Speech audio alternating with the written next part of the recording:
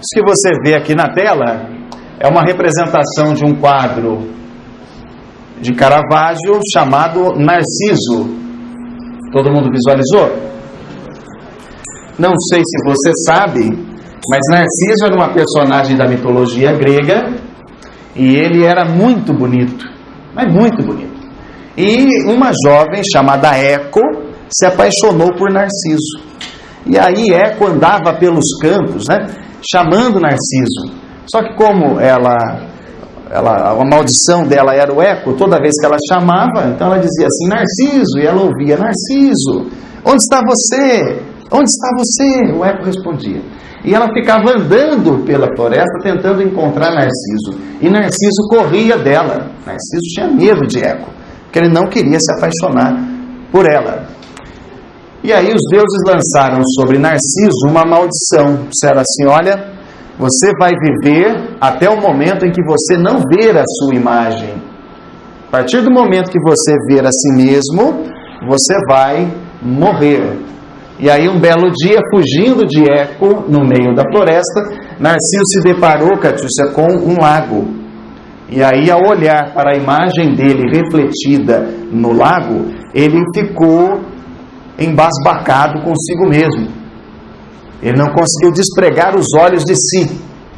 E ao fazer isso, ele morreu de inanição ali na beira do lago, por conta da maldição.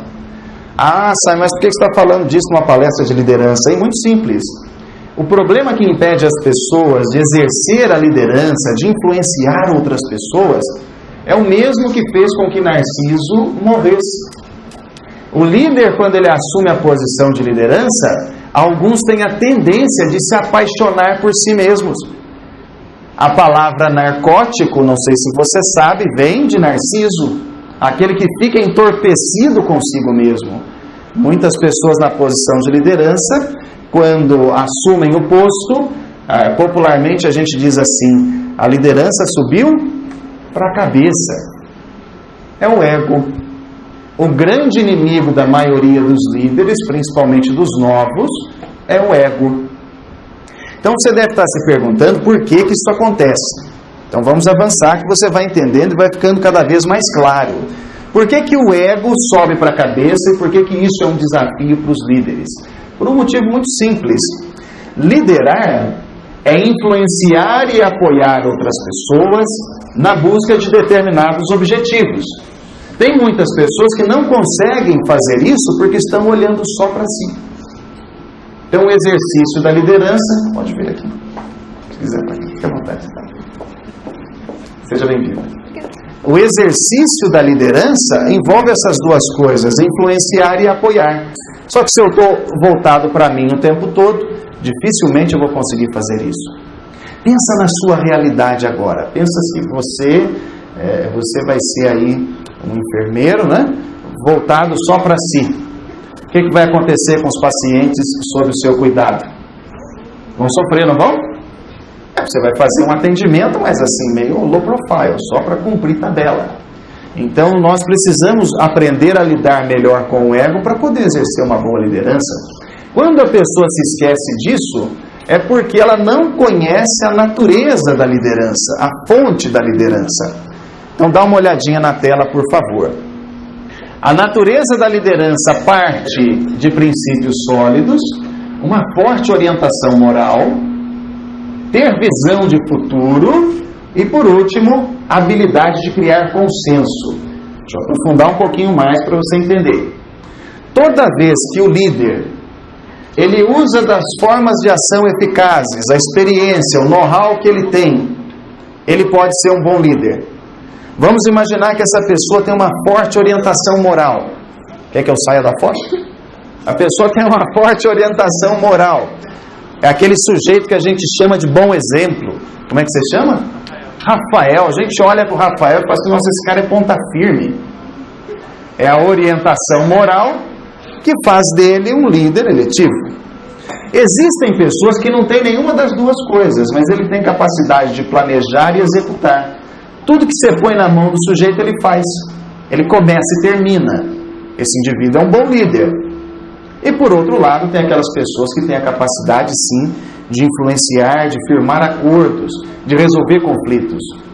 Então pode ser que ao longo da sua experiência profissional, você vai encontrar pessoas que não são exemplos de moral. É aquele sujeito que é mau caráter. Mas apesar de ser mau caráter, ele tem capacidade de planejamento e visão de futuro. É por isso que ele vai estar na liderança. Então não se espante se você, ao entrar no mercado de trabalho, começar de fato a exercer a sua profissão, você encontrar pessoas lá que sabem menos que você, falta princípio sólido, porém a pessoa tem orientação moral e ela exerce a liderança. Então observe que isso nós estamos falando aqui sobre a natureza da liderança, vai fazer uma grande diferença na maneira como você vai trabalhar no dia a dia. Aí você fala assim, Simon, por quê? Vou te dar de novo o exemplo. Deixa só o zoom sair da tela. Existe. Por quê? Você vai encontrar pessoas que são mau caráter, mas que sabem fazer. Você vai encontrar pessoas que não têm boa orientação moral, é aquele tipo de gente que rouba. Vocês sabem disso, né? Que empresa tem disso e não tem o que fazer, né? Que a pessoa lá, o seu colega de trabalho que roubou de você. Mas ele às vezes exerce uma boa liderança porque tudo que ele pega ele faz. E às vezes ele não tem nenhuma dessas três coisas, mas é um indivíduo que tem a capacidade de criar consenso. Vamos ver se isso funciona na prática? Todo mundo fala que o Lula, Luiz Inácio Lula da Silva, ex-presidente do Brasil, foi um grande líder. E de fato foi. Ele sabia fazer política. Ah, mas ele roubou muito. Mas ele tinha capacidade de criar consenso. Entendeu a ideia? Ah, mas o meu líder lá, o gerente lá da empresa que eu trabalho hoje, por exemplo, ele tem 7 mulheres. Mas ele consegue criar consenso entre as 7, nenhuma briga entre si. Entendeu? Isso é liderança, é você conseguir equilibrar as fontes da liderança. Tá claro isso aí? Se eu não entender isso, eu vou ficar com aquela ideia, uma ideia torta, de que o líder nasce líder. Já escutou isso? Você já ouviu falar, não ouviu? Ah, não, mas o líder, para ser bom, ele tem que nascer. Gente, nós falamos isso quando a gente está se baseando na teoria da liderança voltada à personalidade forte. Então tem gente que usa essas teorias, a psicologia usa muito isso, para explicar figuras como Alexandre o Grande, Napoleão, o próprio Donald Trump, pessoas que pela personalidade exercem liderança. O que não quer dizer que tem que ser assim para todo mundo. Ficou claro aí, Rafael? Então dá uma olhadinha na tela, eu vou passar um vídeo bem curtinho para você entender um pouquinho melhor esse tema. O nome desse garotinho que você viu aí no vídeo é Akin Kamara. Nessa ocasião ele tinha 9 anos de idade. Mesmo que a gente não toque violino, você concorda que a gente pode aprender? E se a gente ensaiar bastante e tiver uma boa rede de contatos, a gente pode um dia tocar a dança das camélias também lá com o maestro? Pode, não pode? É claro que o Akin Kamara sempre vai dar um baile na gente, porque ele cresceu nesse meio, ele vive isso desde a infância. A mesma coisa acontece com a liderança. Existem pessoas que têm características pessoais que fazem dela um bom líder, o que não quer dizer que você não pode desenvolver essa habilidade. Tá claro isso aí? Então daqui para frente eu quero ajudar você a identificar quais são os pontos principais, o que você precisa fazer para começar a desenvolver uma liderança a partir de agora, para que quando você entrar no mercado, você já entre por cima. Tem um ditado que é horrível, mas é brasileiro, eu vou citar para vocês, que é o seguinte: quem entra pela senzala nunca chega na casa grande. Então se você quer entrar no mercado de trabalho, você está se preparando há quanto tempo para entrar por cima? Só que agora você precisa desenvolver o pensamento empresarial para entrar por cima. Tá claro? Se você chegar pela senzala, o caminho até a casa grande vai ser muito longo. E é por isso que muitos desistem. Tá bom? Então vamos avançar. O primeiro passo é aprender a influenciar os outros com ética. Se quiser anotar, pode. Se quiser fotografar, olha agora. Tá bom? Aprenda a influenciar com ética. Olha que legal. Das 100 mil palavras do nosso idioma, 102 têm origem americana, 35 têm origem oceânica, 47 têm origem africana, 949 têm origem asiática, 2.083 vieram de línguas indo-europeias, 80.703 vieram do grego antigo e 16.079 palavras do nosso idioma vieram do latim. Se você quiser entender o sentido da ideia de influência, você tem que buscar a origem da palavra lá no latim.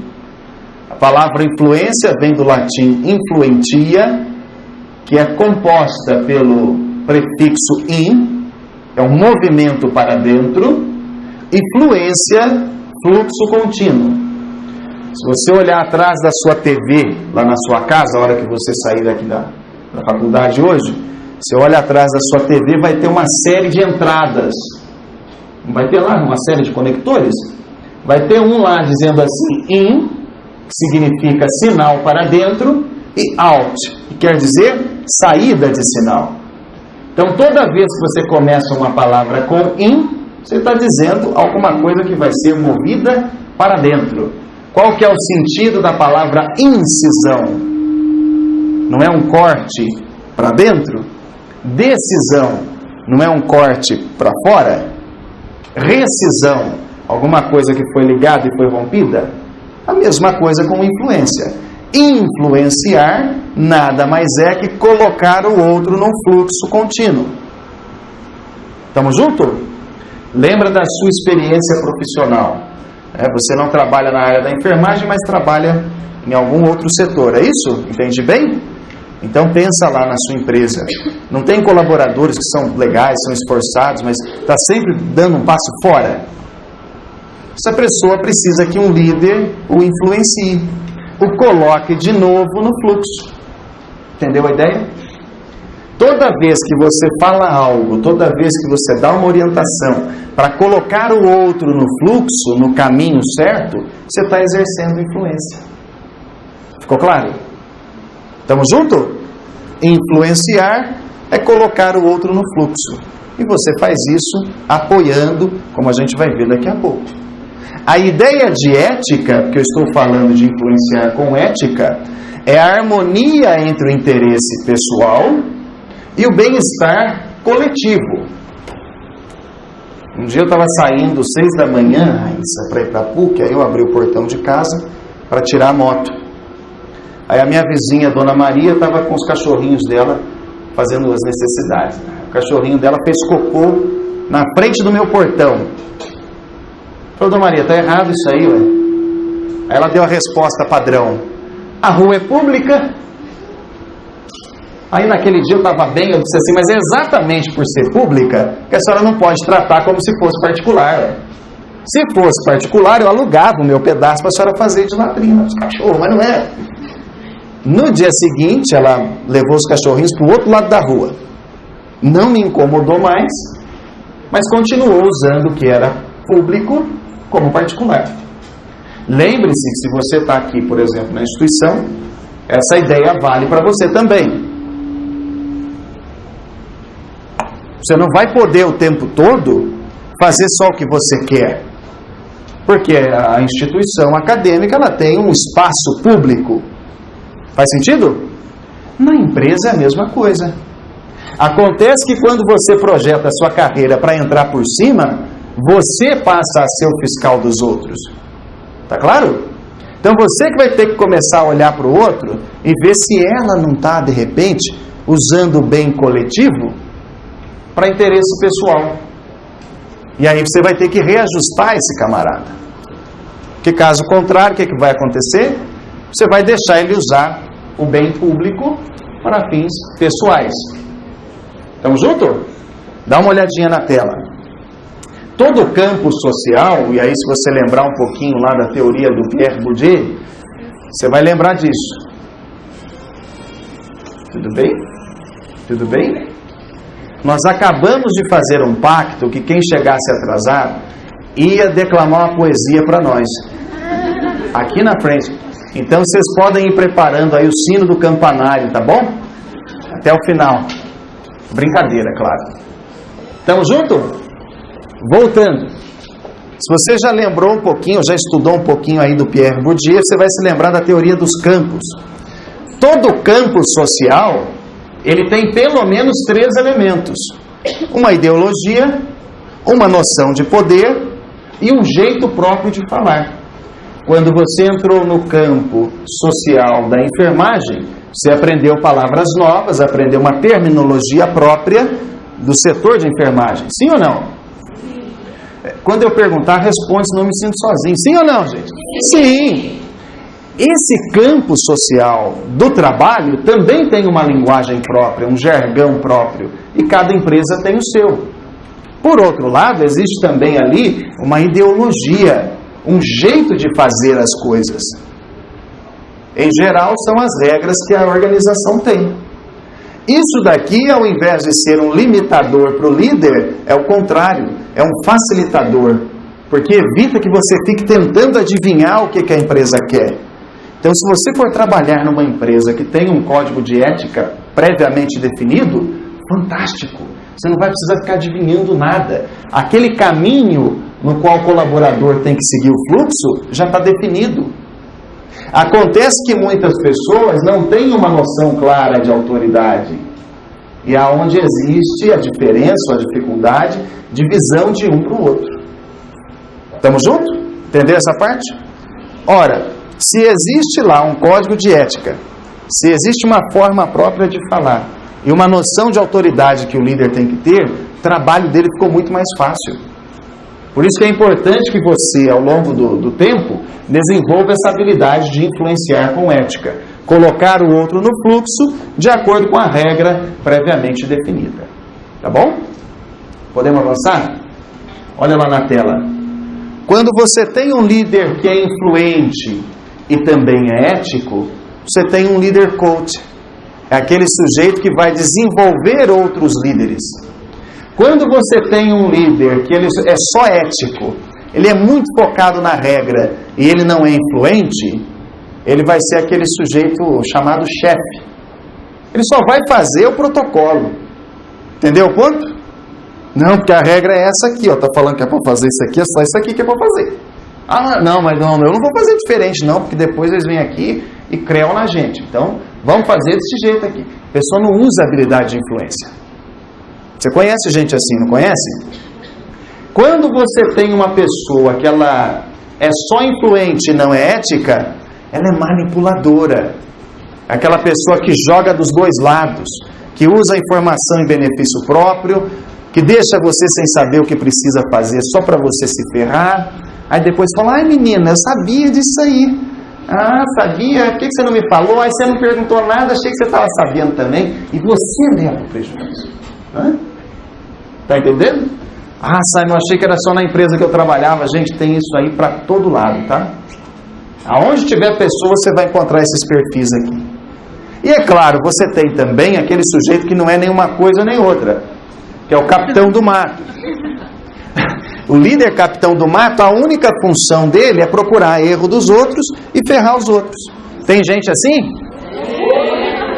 É o que mais tem, né? Capitão do mato. Então entenda que você, para exercer influência com ética, precisa aprender esses conceitos. Que eu estou passando para vocês aqui, de forma bem resumida, é para te dar um norte, para indicar para você qual que é o caminho que você precisa ou pode estudar daqui para frente. Tá bom? Vamos lá? Segunda coisa, aprenda a diferenciar poder de autoridade. O que aconteceu ali? O Collor, ele tinha autoridade conferida pela Constituição, mas ele não tinha poder de mobilizar apoio. Então, se você quiser anotar isso, é fundamental. Para diferenciar poder de autoridade, você precisa compreender que a autoridade vem de cima. O poder vem de quem está abaixo de você. Ficou claro? A autoridade vem de cima, poder vem de baixo. Ok? A autoridade da Constituição não serviu para que ele tivesse poder sobre quem estava abaixo dele. Simon, traduz para o termo empresarial. Você pode ocupar a posição de liderança lá na sua empresa. Eles te dão um crachá. Eles estão conferindo autoridade para você. Se você vai dar uma ordem e as pessoas vão obedecer, é outra história. Quem tem filho, levanta a mão. Quem tem filho, levanta a mão. Legal. Quando você soube que estava grávida, Deus lhe conferiu autoridade de mãe. Hoje você fala para o seu filho, vai tomar banho. Ele... Entendeu a diferença entre poder e autoridade?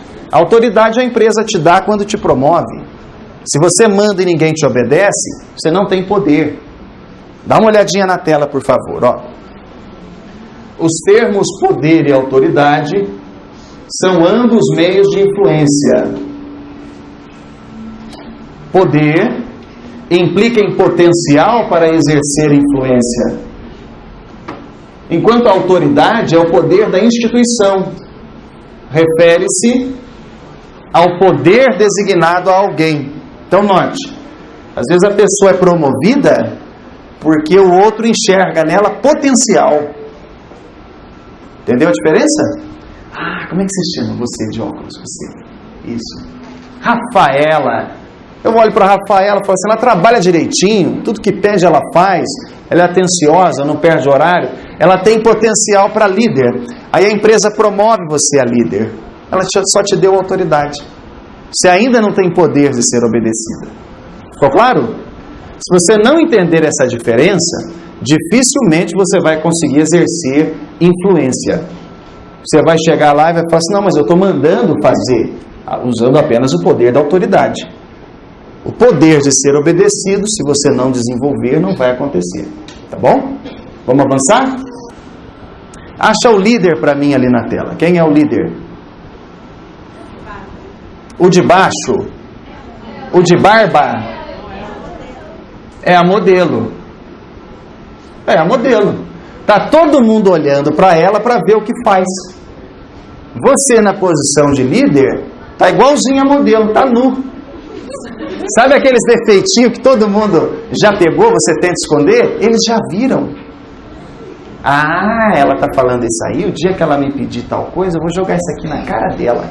Ela acha que eu não sei o que ela faz? Todo mundo sabe quais são os seus defeitinhos. Acontece que eles olham para você, Raíssa, procurando o que fazer. Você concorda comigo que cada um está olhando para a mesma modelo, não é isso? Mas todos eles vão fazer um desenho diferente? Porque um está olhando de frente, o outro está olhando de perfil, o outro está olhando de costas. Então nós vamos ter pelo menos uns 8 desenhos diferentes da mesma pessoa. Com a liderança acontece a mesma coisa. Por quê? Porque o colaborador olha para você de pelo menos 7 pontos de vista diferentes. Quais são eles? Olha lá. Ele olha para você pelo poder do medo, poder da coerção. Ah, eu faço com ela, senão ela me prejudica. Ela me deda. Se ela me dedar, eu estou frita. Tem outras pessoas que obedecem baseado na rede de contatos que você tem. Ah, eu vou fazer o que o Rafael quer, porque o Rafael... Escapou, hein, Eliana? O Rafael, ele é bem relacionado, ele pode me ajudar lá com a coordenadora do curso. Então, vou fazer o que ele está pedindo. A pessoa está de olho na sua rede de contatos. Tem outras pessoas que só obedecem àqueles indivíduos que são competentes. Okay? Como é que você chama, você que está com o uniforme ali? Isso? Cleívia. Leiva. Deixa ela falar que vai ser melhor. Gleiva. Gleiva. Legal, Gleiva. Tudo que a Gleiva pega para fazer, ela faz bem. Ela executa. Ela sabe. Ela está aqui na empresa há muito tempo. Você sabe o que um colaborador debaixo de uma gestão assim faz? Nada. Qualquer problema que aparece, ele leva para a Gleiva. Porque a Gleiva é competente, ela resolve assim. Para que eu vou me preocupar em pesquisar, sendo que a Gleiva já sabe? Aí eu vou lá, Bruna, faz aqui para mim rapidinho, aqui, nossa, estou com um problema aqui, estou atrasado, resolve isso aqui para mim, pelo amor de Deus. Aí você fica trabalhando para os outros. Porque tem gente que acha que o líder tem que trabalhar mais que os outros. E ao contrário, Quando você assume a posição de liderança, você trabalha menos. Você vai fazer os outros trabalhar para você. Entendeu qual que é a sacada?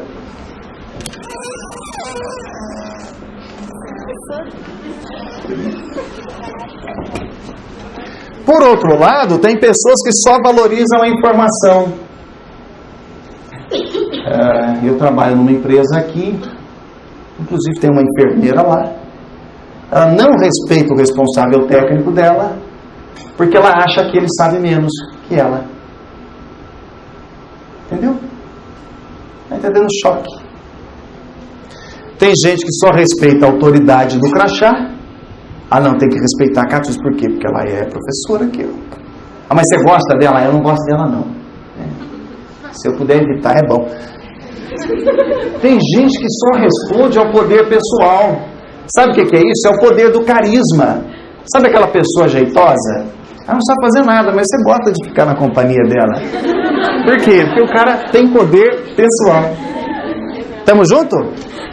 E por último, vem o poder da recompensa. Qual que é a diferença? O poder da recompensa e o poder da coerção é o seguinte. Na coerção, eu obedeço porque eu tenho medo de algo ruim. Na recompensa, a pessoa obedece porque espera receber algo. Ficou claro? Essas são as noções de autoridade, as noções de poder que os colaboradores respeitam dentro de uma organização. Se você quer exercer a liderança, você precisa entender a diferença entre a autoridade do crachá e exercer poder de forma legítima. Tá bom? Comece a pensar por esse lado. Existem testes, inclusive, para medir isso daqui, para descobrir qual que é a sua forma de poder predominante. Legal, né? Podemos avançar? Olha lá na tela, por favor. Ó. O rapaz escapou do hospital e na semana seguinte, temendo pela vida, ele voltou lá na casa do Silvio Santos e sequestrou o Silvio Santos. E aí, depois de um dia inteiro, né, porque ele chegou bem de manhãzinha, no finalzinho da tarde, ele se entregou. Por que eu estou mostrando esse vídeo para você, hein? Quando você tem poder, você inverte o jogo. Você ouviu ali o Diógenes Lucas dizendo que, em geral, o refém assume uma postura passiva. Neste caso, foi o Silvio Santos que resolveu o sequestro. E venhamos e convenhamos, também não é qualquer um que liga para o governador para o que está fazendo lá e vem aqui te ajudar. Então observe que todas essas formas de poder aqui, ó, elas podem ser usadas e devem ser usadas por você para exercer influência, para exercer o seu poder. Não se contente só com o poder do carisma. Desenvolva uma rede de contatos. Eu vou me formar agora, não precisa romper com todo mundo. Mantenha uma rede de contatos, não conte só com o Facebook. Tenha um sistema seu para ter amigos importantes. Bom, se chegar no topo do governador, melhor ainda. Eu estou dando aqui o exemplo do governador, para não falar de quando o Banco Pan-Americano quebrou, que ele foi lá no Lula, falou, Lula, eu estou precisando de 3 bilhões de reais, aí o Lula arrumou. Então, quando você tem poder pessoal, você alavanca as coisas. Tá bom? Simon, como assim firmeza nas decisões? Olha lá na tela, ó. Tem coisas na vida que a gente já tem coisas que a gente ainda quer. Estamos juntos? Sim ou não? Sim. Aquilo que você quer, mas ainda não tem, você precisa conquistar. Você precisa obter. Para isso, você pode definir metas. Se você já assistiu algum vídeo meu no YouTube, você sabe que eu tenho um conceito de metas 3D. Ela precisa ser dinâmica, descritiva e datada, senão não vai sair do plano do sonho. E você precisa executar aquilo que você quer para você obter. Estamos juntos? Por outro lado, tem coisas que você não tem e não quer. Essas coisas você precisa evitar. Para isso que serve a proatividade. Você se antecipa ao problema. Quem já leu O Príncipe de Nicolau Maquiavel, levanta a mão. Quem já leu O Príncipe? Ninguém leu ainda. Leitura recomendada, quiçá obrigatória, para você que quer entrar no mercado de trabalho. Maquiavel narra de um príncipe que tinha planos para coisas que nunca iriam acontecer, mas que se acontecesse, ele já tinha um plano pronto. Isso é proatividade. Por outro lado, tem coisas que você já tem e que você não quer. Essas você precisa corrigir. Você precisa ter, por exemplo, um método pessoal para resolver problemas. O que eu coloquei aqui? O método socrático. Sócrates, o filósofo grego, ele dizia para as pessoas assim: olha, comigo as coisas são assim, e com você, como é que é? E com você, e com você, e com você. E dessa forma ele ia validando o conhecimento dele. O método socrático que um líder tem para corrigir problemas é fazer perguntas. Toda vez que você pergunta, você faz o outro pensar no seu lugar. Então o líder não fica dando a resposta, ele começa a fazer perguntas para obter respostas e assim corrigir os problemas, ok? E aquilo que você já tem na sua vida e que você quer, você precisa conservar. Ah, eu quero ter uma família bacana. E você tem? Conserva. Sabe aquela história assim que líder bom é aquele que trabalha muito? Chega cedo e sai de tarde? Mentira! Na década de 80 isso fazia sentido, porque a pessoa chegava cedo no serviço, ficava até tarde. O patrão olhava e falava assim: mas está fazendo hora extra? Olha que beleza! Funcionário comprometido? Hoje, se você fizer hora extra, ele fala assim: está matando tempo durante o dia. Por que precisou ficar até mais tarde? 8 horas não deu para fazer? E ele não vai pagar a hora extra. Então entenda que você precisa também respeitar a vida pessoal. Tá bom? Se você tem uma família legal, valorize e mantenha. Por que eu coloquei aqui o princípio de Pareto? É a regra do 80-20. 80% dos seus resultados vêm de 20% dos seus esforços. Legal? Pensa lá no seu guarda-roupa, como é que você chama? É você. Vanusa, de 10 blusinhas, tem 2 que você gosta mais. Não é? É ela. E você sabe por quê? É a lei de Pareto. Você se sente melhor quando você põe aquela. Contudo, na vida é assim. Nem sempre você vai ter que trabalhar 80% para ter 20% de resultado. É o contrário. Então, concentre-se naquilo que você precisa conservar. Tá bom? É 20% das suas amizades que lhe dão 80% do afeto que você precisa. Então, também não precisa ter lá no Facebook, lá 2.000 contatos lá. Só chega atualização de prato que os caras estão comendo lá e não te agrega nada. Comece a filtrar. Legal, né? Vamos avançar. Olha lá. Qual que é a diferença principal entre um gerente, que é o chefe, o capitão do mato, e um líder? Olha lá. O gerente expõe o problema. O líder explora o problema. O gerente dirige. O outro facilita. O gerente tem autoridade. Olha, eu que mando aqui. O líder não. Vamos fazer junto? Ele é teu parceiro. Vem cá, eu vou ajudar você para você aprender comigo aqui. Depois você toca. Essa é a postura que você tem que ter. O gerente pensa na necessidade imediata, vive apagando incêndio. O outro não. O outro pensa na melhoria em longo prazo. Ele resolve o problema aqui, mas o foco dele está lá na frente. O que a gente pode fazer para que isso aqui não se repita semana que vem? Enquanto um busca o resultado específico, se não for assim, não serve, larga a mão. O líder pensa naquilo que é possível. Gente, o que dá para fazer agora? É isso, então vamos fazer. É assim que você vai motivando as pessoas. Enquanto um trabalha pensando que tem subordinados, o líder enxerga e utiliza aquilo que cada um tem de melhor. Não caia no erro de falar assim: não, mas você precisa aprender a fazer que nem eu. Não. Cada um tem o seu caminho. Cada um vai trilhar o seu caminho. Se você alcançou uma posição de liderança, está bem, está se desenvolvendo, está ganhando grana, para com esse negócio de falar que todo mundo tem que fazer a mesma coisa, tá? Não faça isso com família, não faça isso com colaborador. Cada um vai trilhar o seu caminho. Ah, mas eu quero evitar que ela sofra. Não, tem gente que só aprende ralando mesmo. Entendeu a ideia? Então comece a enxergar o que os outros têm de bom.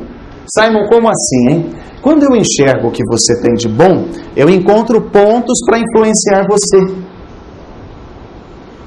William James, o pai da psicologia moderna, disse certa vez que o principal desejo do ser humano é se sentir apreciado. Você faz isso quando você ouve os outros. E ao ouvir, você vai ter a pista, Catiúcia, para influenciar aquela pessoa. Que a própria pessoa solta o que ela quer, o que ela almeja. É só você ouvir. Mas para isso você tem que esquecer, Vanusa, da posição de gerentão, chefão, e começar a agir como líder. Estamos juntos até aí? Legal, né? Já estamos nos encaminhando para o final, tá? Liderar envolve muitas vezes desenvolver estratégias para os outros trabalharem. Então você vai pensar de acordo com essa estrela da liderança. Ó. Como alguém deve liderar outro alguém a fazer o que e quando? Vamos de novo? Como alguém deve liderar outro alguém a fazer o que e quando? Como é o método, alguém é o seu subordinado, tá bom? É o seu colaborador, seu funcionário. Vocês sabem qual que é a diferença entre funcionário e colaborador? Uma salva de palmas para o Lucas. Obrigado. Eu gosto do Lucas porque o Lucas tem uma visão ideal da coisa. Quem aqui já trabalha sabe que o colaborador hoje em dia não faz nem a função. O cara chega e fala assim, eu estou aqui para colaborar. O que é uma colaboração? É uma ajuda. Se ele está lá, Lucas, para colaborar, você não vai poder cobrar. Se você cobrar, ele espana. Se você apertar, ele chora. Mas nem meu pai fala comigo desse jeito. Aí você vai ter que ensinar ele que você não é o pai dele. Você é o líder dele. O correto é chamá-lo de colaborador, mas tratá-lo como funcionário.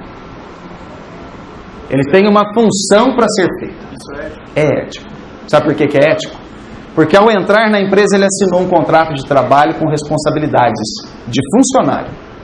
Mas é interessante você trabalhar para que ele possa fazer, saber a função dele, mas ao mesmo tempo trazer novas ideias para a empresa? Para isso ele não precisa ser colaborador.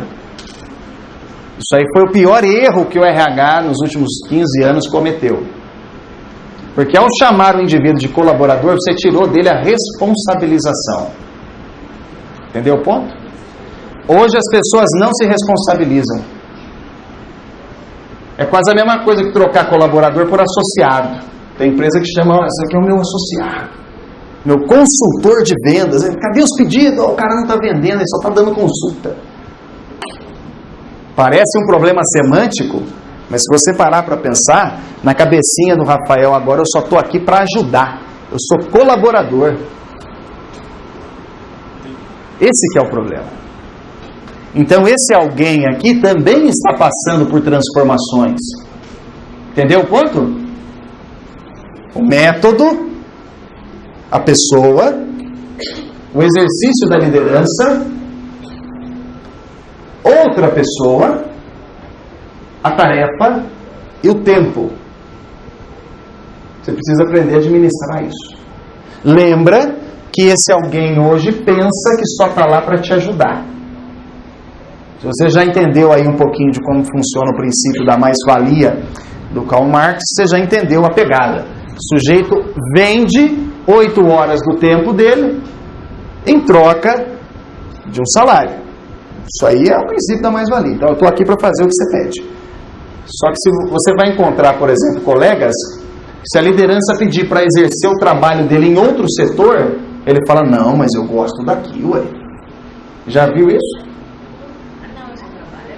Não, eu só trabalho aqui, ué. Ó, meus amigos, tá tudo aqui, ué. Não, eu não vou lá pro andar de baixo, não, ué. Porque na cabeça dele ele tá lá para ajudar. Combata isso, tá?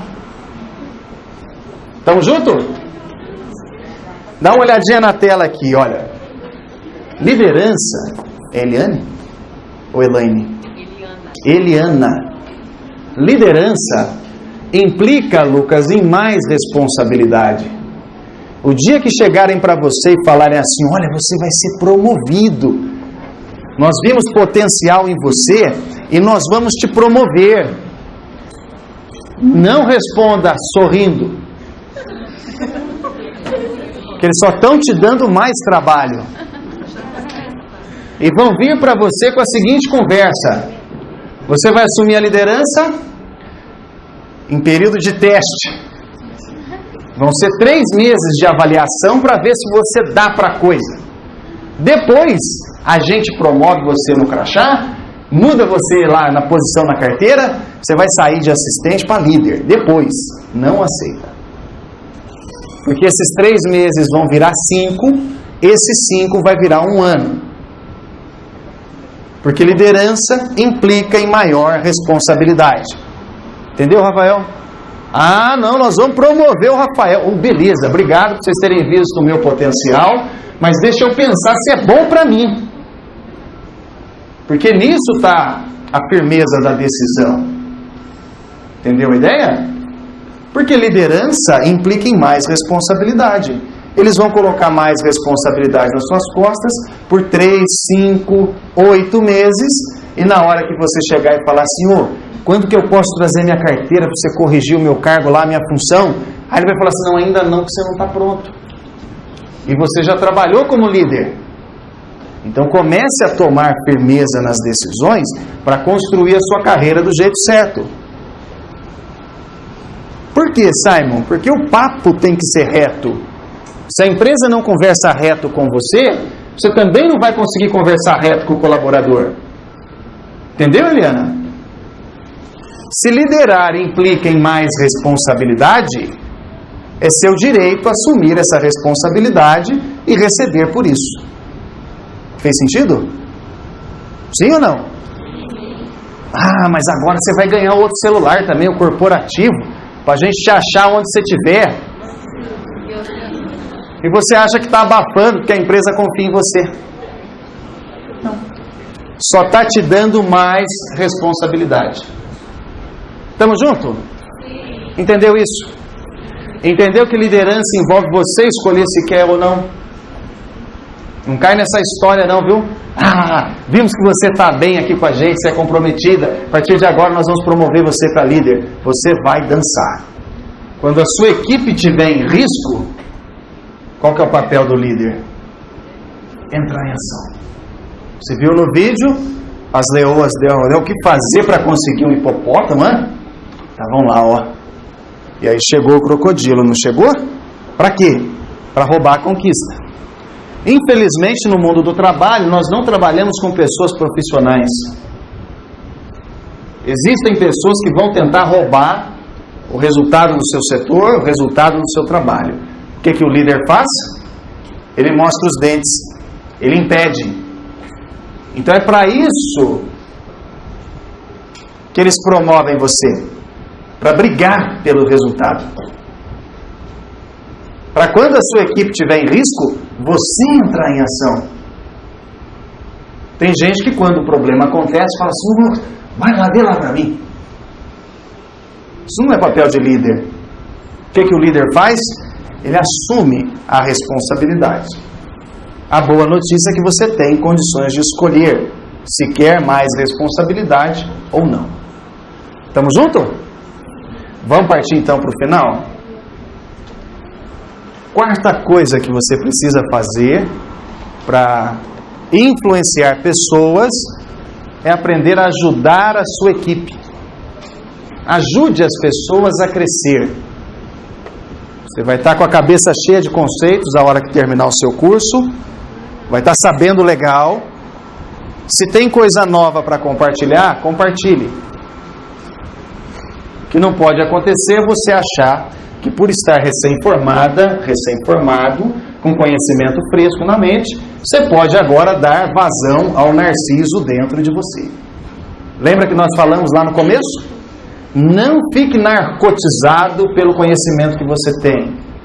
Compartilhe, troque. Ajude as pessoas a saber o que você já sabe. Estamos juntos? É claro que para isso você precisa entender um pouquinho de motivação.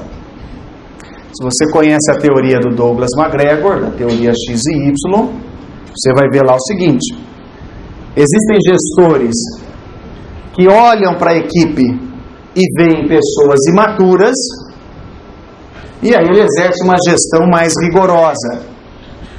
Tem outros líderes que veem a equipe como pessoas maduras, e aí ele exerce uma gestão menos rigorosa. Como é que é o seu chefe lá no seu trabalho? Chato.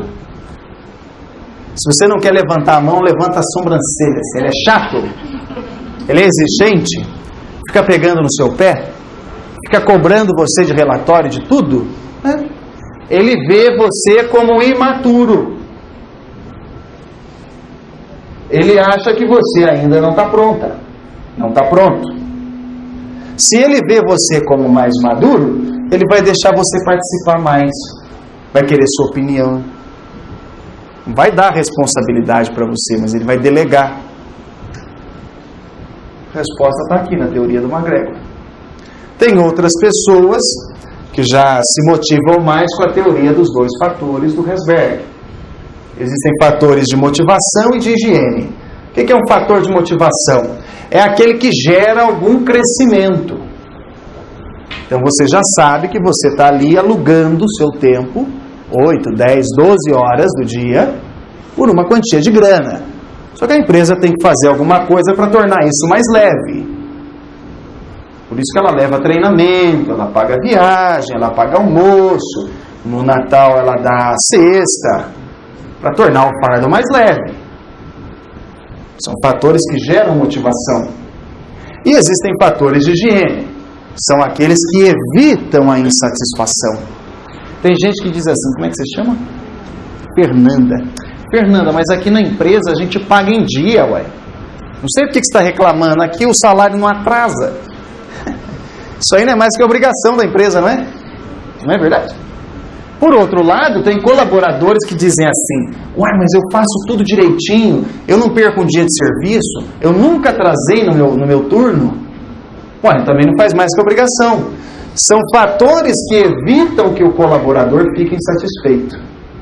Então, na hora de corrigir alguém, que vai estar sobre a sua liderança, não fale para ele assim, não, mas a empresa aqui é boa, a gente tem ar-condicionado, tem mesa boa, tem celular para nós usar. Isso aí não é mais que obrigação. Evita que ele fique insatisfeito, mas não vai fazer ele chegar lá sorrindo. Entendeu a diferença? A partir do momento que você assume a posição de líder, você tem que motivar os outros. Essa daqui é a teoria do Abraham Maslow, a pirâmide das necessidades humanas. Quem já viu? Quem já viu? Show, né? Ele diz assim, ó. Existem necessidades de sobrevivência, são as fisiológicas básicas, não é isso? Comida, água, roupa, sexo, sono, ar. Estamos juntos? Vocês prestaram atenção no que aconteceu? Não? Então deixa quieto. Depois a gente passa para as necessidades de segurança. São aquelas em que a gente já começa a buscar a estabilidade. Depois a gente sobe para as necessidades sociais, de estima e autorrealização. Vamos ver como é que isso aqui funciona no ambiente de trabalho? Vamos ver? Você está desempregado. 2, 3 meses. Aí as contas começam a atrasar. Você já está tendo que pedir dinheiro para sua cunhada, chata. E ela empresta, de boa. Ela acredita que você vai se recolocar no mercado. Aí você arruma um emprego. Ao arrumar o emprego, você já começa a ter grana para fazer o básico. água, luz, internet, que hoje não dá para ficar sem mais, sair, né? Passear um pouquinho, arrumar um namorado, né? Você estava falando agora há pouco. E aí você começa a buscar o próximo estágio, que é a estabilidade. Essa estabilidade vem quando você passa pelo período de experiência, 45 ou 90 dias. Está acompanhando o raciocínio? Depois que você alcançou essa estabilidade, além das contas, você já começa a fazer um carnezinho. Porque você consegue pensar 3, 4 meses à frente. Estamos juntos? É claro que não para por aí. Você começa a arrumar amigos na empresa. Que acaba criando-se um vínculo, né? Sai para jantar junto, depois vai jogar uma bola para quem gosta, não é isso? Vai pedalar. Você começa a criar um vínculo social. Estamos juntos? Aí começa a surgir problema. Que a gente vai querer estima da empresa. Ninguém gosta da gente na empresa. Se ele pudesse fazer o teu serviço dele, ele faria. Para ganhar em dobro. Patrão nenhum gosta de colaborador. A cabeça deles, nós somos um mal necessário. Entendeu a ideia? Então não espere que a empresa vai te dar estima. E aí tem gente que ainda busca a autorrealização na carreira. E aí começa a frustração do líder, Lucas. Por quê? Abraham Maslow, ele tinha origem judaica. Quando ele criou essa teoria, ele estava pensando na autorrealização vinda da realização do seu propósito pleno. Ele acreditava que todo mundo precisava ter uma vocação. E esta vocação tem que ver com religião.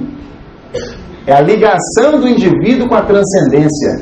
Não tem nada a ver com trabalho isso aqui. Eu já vi um monte de autor falando que a gente encontra a autorrealização no trabalho. Eles mentiram para você. Tá?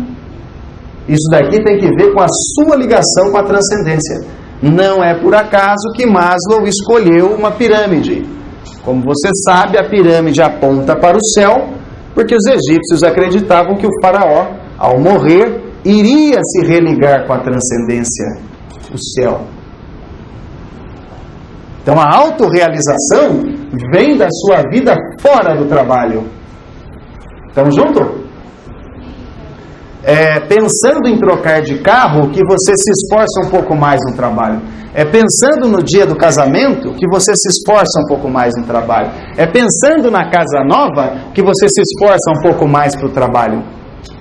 Então, o comprometimento do seu colaborador vai vir de algo fora. Não fala para ele que ele tem que chegar na empresa bem, feliz e sorrindo, porque ele não quer. O que faz ele ficar feliz e sorrir é algo fora. Estamos juntos? É claro que tem pessoas que, se você parar para pensar, quem conhece aquela expressão assim, a vida da Vanusa está de cabeça para baixo. Já ouviu essa expressão? Nossa, menina, minha vida está de cabeça para baixo. Aí você começa a parar para ver, o sujeito pega o salário dele e, na busca por autorrealização, ele vai, passeia, faz churrasco para os amigos, paga cerveja para todo mundo, depois não consegue pagar água e luz. A vida dele está assim, ó, de cabeça para baixo. Então comece a observar o seguinte: o comprometimento vem de algo fora da empresa, tá? Você não vai conseguir profissionais engajados fora da empresa. Eu sei que para muitos que conheciam, essa abordagem foi uma atualização do trabalho do Maslow, e tem um livrinho dele, 79, 81, quem conhece, né? É do 79, que ele explica isso aqui em detalhes. Ok? Estamos juntos? Podemos dar um passo? Olha lá. A teoria de Maslow prevê como pré-requisito imediato, e aqui você entende como que a gente motiva os outros, para satisfazer as necessidades básicas. Primeiro, a liberdade para falar e expressar suas ideias, defender-se e um ambiente de justiça, imparcialidade e honestidade. O que é isso aqui, hein? É você garantir para o seu colaborador que se houver um mal entendido, você vai deixar ele se explicar. É você garantir que ele pode trazer novas ideias, mesmo que essas ideias não vão ser aplicáveis. Não vai dar para aplicar o que o cara quer, não vai dar para atender o que ele quer, mas você tem que garantir que ele vai poder falar. E você tem que garantir para ele um ambiente de justiça, imparcialidade e honestidade. Se ele sentir que você está puxando a sardinha para o lado do outro, ele não vai ver justiça e imparcialidade. Se ele cismar da mão que você está sendo desonesto, ele não vai mais trabalhar junto com você. E aí o líder vai perder uma coisa fundamental, que é a lealdade do colaborador. Então, se você quer manter as pessoas confiando em você, leais a você, garanta isso aqui. Simon, mas eu não concordo com nada que a minha empresa faz. Tem casos assim ou não? Não precisa levantar a mão, levanta só a sobrancelha. Tem, não tem? Se você não concorda com nada que a empresa faz, vai chegar um momento que você vai ter que sair da empresa, para que os seus valores não comecem a ficar comprometidos. Porém, enquanto está dando para levar, que existe um momento que o nosso valor principal é o monetário, é o financeiro. Eu preciso pagar minha faculdade, então eu tenho que me sujeitar a isso aqui. Eu preciso trocar de carro, então eu tenho que ficar quieto aqui e aguentar. Enquanto o seu valor for o sucesso financeiro, suporte. Mas mantenha a comunicação aberta com a equipe. Olha, eu não concordo também, mas eu fui lá e de fato, nós não conseguimos fazer nada nesse caso. Eu não concordo com isso também não. Eu acho que é uma injustiça com a gente e eu vou continuar brigando até a gente conseguir mudar. Porque é isso que o leão faz, né? Na hora que o resultado, na hora que a presa da equipe está em risco, ele mostra a cara. Para mostrar a cara, você tem que fazer o que está nessa tela aí. Entendeu? Então, aquele conceito de que a motivação é intrínseca, de fato, ela é uma porta que só pode ser aberta por dentro. Só que ela não vai se abrir de dentro para fora num ambiente de sacanagem. Então, o líder tem que ser o cara que evita a sacanagem. Tá claro? Legal. Como é que você faz isso aqui no dia a dia, hein? Dá uma olhadinha na tela. Através da equipe, você consegue produzir resultados. Estamos juntos? Olha lá. O líder tem o papel de apontar o resultado, quase nunca o método. Por quê, Vanusa? Se eu aponto o resultado e também defino o método, tem um desperdício de pessoas. Em geral, isso acontece em equipes que sobra muita gente. A expressão correta é desperdício de recursos humanos, né, para ficar mais bonito. Mas está sobrando gente no setor. Ok? Quando o líder não aponta o resultado, mas define o método, galera, vocês vão fazer do meu jeito. Ele é um líder autoritário. É o eu-equipe. É eu sozinho decidindo tudo por todos. Quando ele não aponta o resultado, aponta o resultado, mas não define o método, aí a equipe pode trabalhar sozinha. Sendo colaborador ou funcionário, Lucas. Ficou claro? Quando o líder não faz nenhuma coisa nem outra, eu sei que você já lembrou de alguém, você conhece que não faz nenhuma coisa nem outra, a empresa trabalha num estado de anarquia, uma bagunça. A anarquia, a definição correta, é quando as pessoas fazem aquilo de acordo com as próprias leis.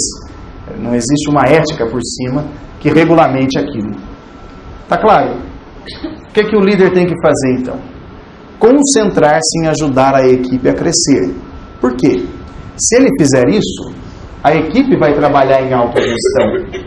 Eles fazem sozinho. Olha, gente, a gente precisa de tal coisa lá no centro cirúrgico. Show! Se todo mundo sabe o que precisa fazer, eles vão lá e fazem, sem você precisar ficar cutucando. Entendeu a ideia? Legal, né? Muito bom.